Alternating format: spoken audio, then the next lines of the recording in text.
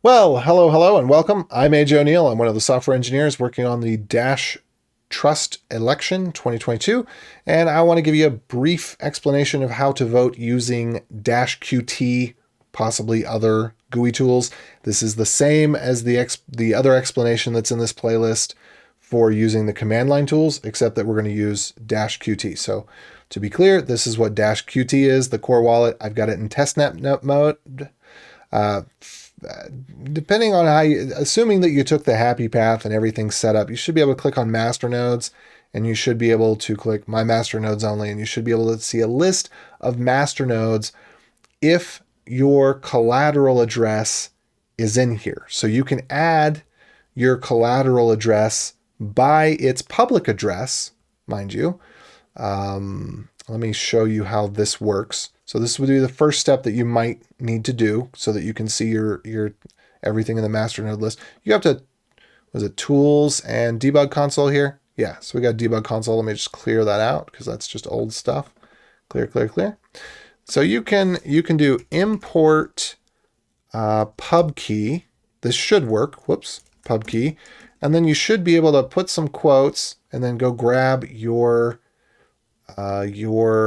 collateral address. So here I've got a bunch of test keys. Here's a collateral address that I have. Actually, I don't remember which one's the right one, but I think it might be this one right here. So I could take this address here and I could just do an import key. And then I shouldn't have to, that's weird. It says it wants it to be, it wants to be the pub key, not the pub key hash. I actually don't remember off the top of my head. Import address. There we go. Whoops. Import address. Sorry. There we go. So you can import address. Oh no, I don't actually want it to do the rescan right now, but it would do the rescanning. And then even if you don't put your private key here, your master node should show up in the master list. So that's point one. Number two is that you need to have your voting private key in the tool if you don't already have it in there. So that's pretty simple too. So in this example, I have my voting key is this one right here. So I'm just gonna print this out to the screen for all to see. So this is my testnet private key for voting. And so then I could go here and I could do import priv key. It probably shouldn't do anything since this is already in there. Yeah, so you get back null. That's okay. That means it means there wasn't an error, I think. So now I can sign either using the private key directly, or I can sign by the public key. It doesn't use the public key to sign, but if the private key is registered in this system's database, then it knows its public key as well, or the address rather. Well, either of those. And so I can say sign message and give it a public key. It'll know to use the private key to sign it. So just to be clear about that. Also, you can have the same voting key for many different masternodes. If you have 10 different masternodes, you can just use one voting key across all of them if you want to. If you have 10 different voting keys, then you have to vote 10 different times. But if you just use one across all of them, then your vote will be weighted appropriately. As per the tallying software, you can see the tally video for more information on that. Anyway, so let's go ahead and say we want to sign message. And I'm going to go ahead. You can do sign message, which will take a public key, or sign message with priv key. Sorry, sign message, which will take an address. So let me go back here. Whoops. There's my voting key that I was using.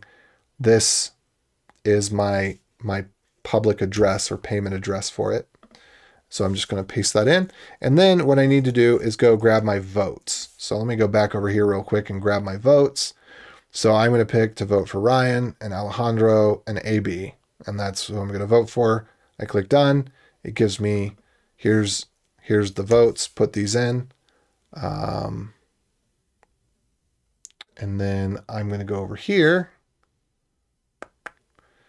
And let's see. Yeah, go over here. I'm going to paste in who I'm voting for. And then I'm going to hit enter. And then there is my signature. So I'm going to take back, whoops, if I can grab it. There's my signature. I'm going to copy that. I'm going to paste it over here. There's my signature. And I need to go grab my voting address again. And I paste in my voting address. There we go. And then, boom, submit vote. And let's see. I think this is because I closed the voting on the test server. Let me go see if I can fix that real quick, because you should see a happy success message. So let me go see if I can, there's dash vote. I just go fix this real quick. .env. Yeah, so I closed the voting early for test purposes. Now I've opened the voting back up, and then I can submit the vote. There we go. And now the vote's been recorded. So that's how you do the vote using -qt. So just a quick overview again, the component parts of this are that you need -qt or -core wallet. I'm running it in testnet mode. You can see what your masternodes are. You should be able to, can we see our voting address? Yes, sorry, there it goes, right there. Here it shows you your voting address. Voting address is right here. That's what I meant to show earlier. Sorry about that. So there's the voting address that's associated with that masternode. And again, you can use these addresses across many things. If you don't have the voting private key already here, you would need to import the private key. Once you have the private key, you can do a sign message just using the public payment address of the voting key. And then whatever your message is, you get back the hash. You come back over here, you copy and paste both things in. So we can also sign a message from, I guess it's the file menu. That makes absolutely no sense whatsoever. But there's a sign message there. And then you can do the same thing that can be done in the debug console, where you can put in a dash address. So let me just go ahead and grab my address one more time. So that's my voting address. Assuming that we've done the import of the private key, or the private key already exists in here. I suppose we probably could put the private key in here as well. Let's see. Does it say that we can? I don't know. And then the message to be signed again. Let me go grab that from our candidate selection. So here we are. Going back. Where did it? Oh, okay. That's kind of weird. It's got a weird pop-up thing. So we can so there's the key, assuming that the private key is already imported. We can use the payment address there for the voting key. I click sign message, and then have a little bit of an easier time copying that, to be honest. That's nice. And then we could put this here, and what we should see is that, let's look at the last few letters, FI8J0. Let's look at the first few, IEPT. Let's look at some in the middle, V1DZ. So if I paste this again, what we should notice is IPT, FI8J0, and V1DZ. Did I say VI? I meant V1. Anyway, the purpose of this is sometimes with certain signature algorithms, the first couple letters or the last couple letters might just be the same because the way the signature algorithm has some encoding in it. But what I wanted to show here was that the first few letters, the last few letters, and some letters directly in the middle are all the same, meaning that without going one by one, this is a pretty good guarantee that both signing processes work the same as also the dash message tool that was mentioned in the CLI video. So I could click vote again, and it'll say success vote recorded. It only takes the last vote.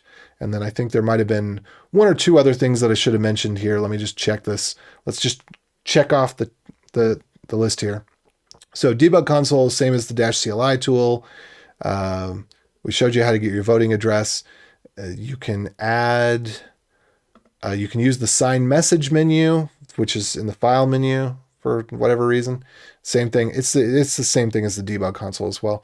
Oh yeah, and you can, if you have an operator, you can ask your operator to do this for you, but you should have a separate voting key. If you generate a key pair, so your key and your address, you should be able to give the address to the operator, and and they should be able to update the masternode with that as the voting key. Now, or you can just ask them to do the voting for you. Hopefully that helps. With that said, adios.